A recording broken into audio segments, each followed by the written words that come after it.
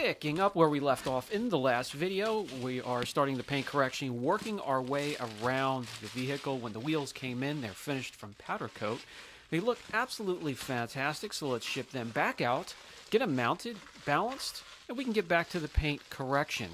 Didn't take long before they came back mounted and balanced, and we have them on Pirelli R255 50 R19s, and I can't wait to get them on the Porsche. Welcome back to the channel, good friends. This is the third video of the series, and we're making some good progress. We are still working with the rotary, doing the cutting process, and Brian will pick up and follow me with the micro cut from Kakemi and a dual action polisher and get rid of the haze from the cutting portion, finish up and bring out a nice, deep, glossy, reflective surface. That metallic blue is really coming through. When it comes to the rotary polisher, I still do very highly recommend adding this tool to your arsenal. You can sort of rely on it as the scalpel in the arsenal of tools that you have when it comes to paint correction. So quick at cutting, excellent at finishing. For those of you that have picked up a few junk panels and picked up the rotary, have been practicing, what progress have you been making? Are you finally feeling comfortable? If not, what problems are you having? Mention them down in the comment section and I'll help you out the best I can. It really doesn't take much except for really time behind the polisher.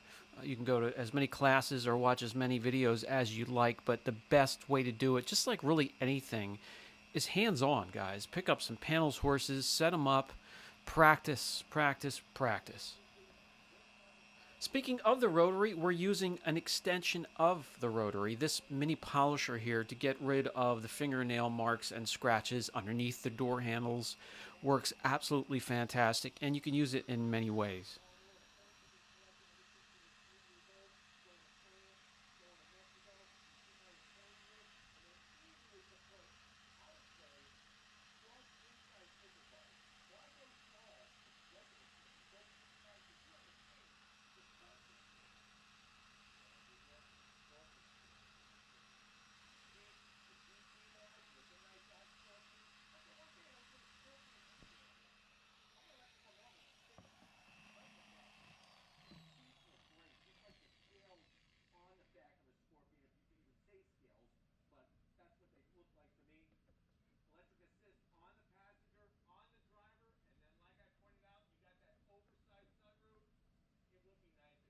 There were numerous scratches underneath the handle here, so I had to use a harsh compound, and you'll definitely need to follow up and finish it down. A little bit of a haze left. You can also do multiple passes in this area with the polisher and really hone in those tight areas. Great around emblems, door jams, tight areas. So while Junior is continuing around the car doing the finishing process with the micro cut, a fine pad and polish, I'm going to prep the wheels for protection. We're going to coat these and the calipers. The wheel doesn't have much prep to do, maybe a few fingerprints from handling. The folks at Mavis, the local tire shop in my area, were the only ones open on a Sunday when I was ready to get these sent out and get them balanced and put on the vehicle, mounted and balanced. And they really did a fantastic job caring for it and making sure not to scuff the edge, the lip of the rim. And I really appreciate that. Thanks for the guys out there that are working so hard. So all I need is really a prep, panel prep, and I'm going over the wheels with that. No need to use a harsh cleaner or a wheel cleaner or an iron remover. There's no need whatsoever. But we will prep the barrel of the wheel, the back of the spokes, and then flip it around and do the face of the wheel. And then we follow that up with our track grade wheel coating. The Apex Surface Protection Wheel Coat is a high temp grade protection for your wheels and calipers, exhaust tips, motorcycles, anything that runs high temperatures and will see track days. It will hold up for 2 years minimum and high temperatures.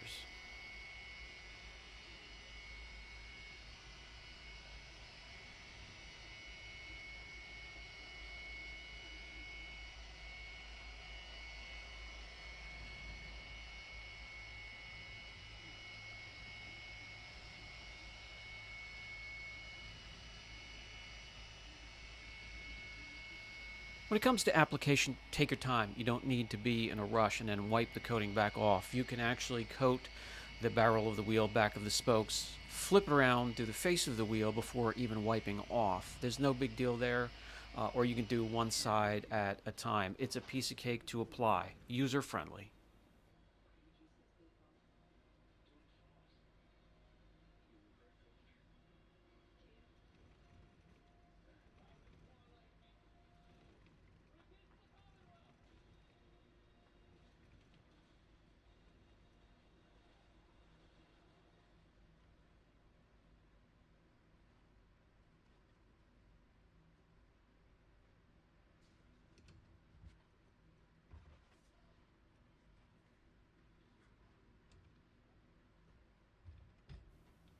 Simply let the coating cure on the wheel overnight and then put the wheels back on, hit the track, hit your favorite back roads, and feel comfortable that those calipers and wheels will be protected from hot ferrous metals.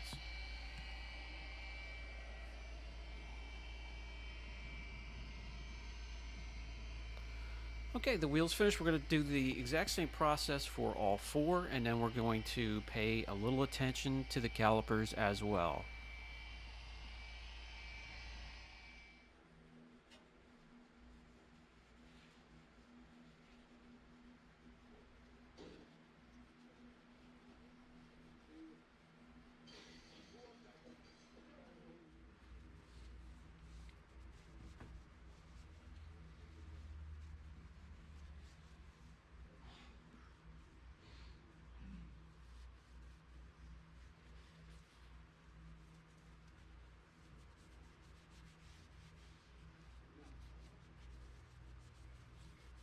All right, those areas are protected, looking good. We'll let those cure. I can spray my metal protectant slash lube on the hub itself, getting some in amongst the threads. I'll also put some on the threads of the lug nuts. Nothing drives me nuts more than those areas being rusty and dry. You have to kick the wheel to get it off. You have to struggle to remove the lug nuts or tighten them to spec down. So really take care of your vehicle, guys.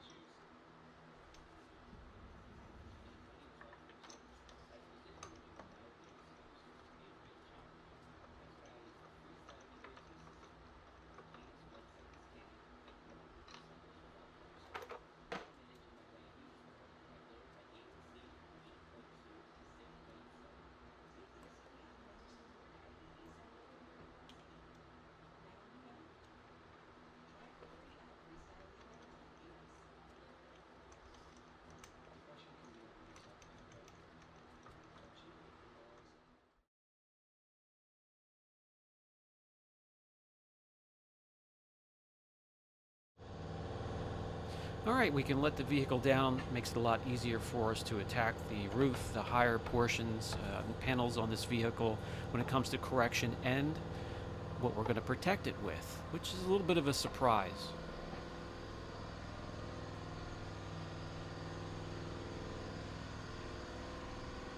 We also ordered center caps, nice new shiny center caps. They should be here shortly. In the meantime, let's prep the surface for protection and the usual for me, Gian prep.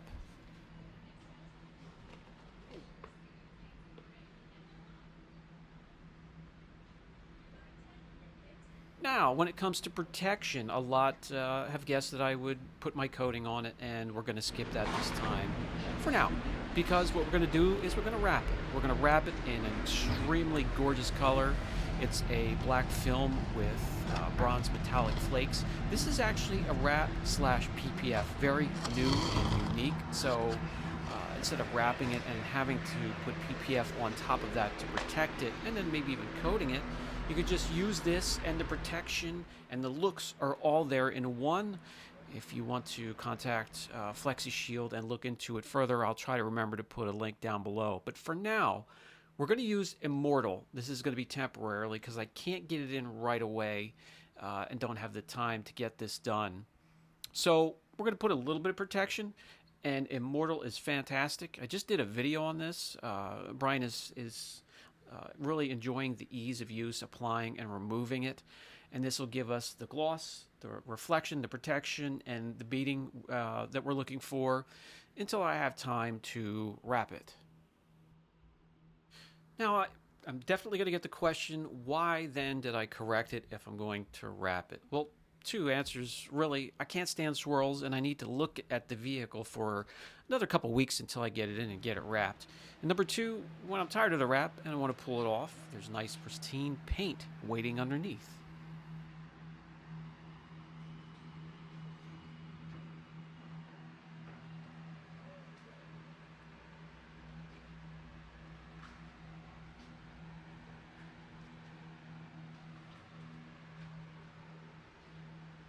We will let Junior continue around the vehicle and protect it. Meanwhile, we'll look into a package that just came in. Hopefully, I'm thinking this is the Blackout Emblem Kit we ordered. I don't know why it would be in such a large box, but that is the receipt for it. So let's take a look and see what we have.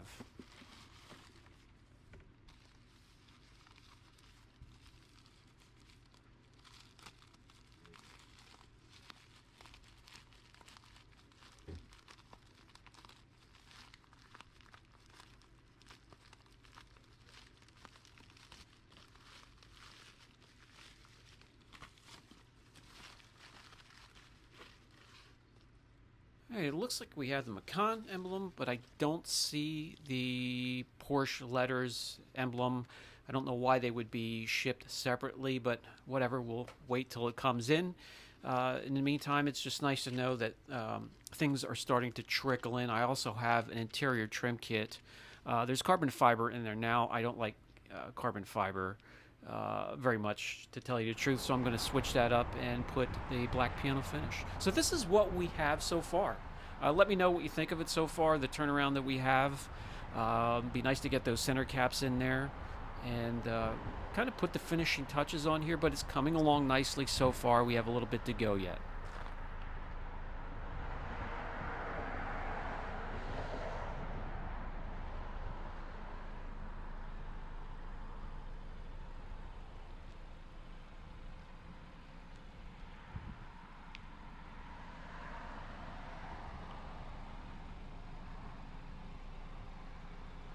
And wouldn't you know it, speaking of the center caps, they just rolled in off the UPS truck.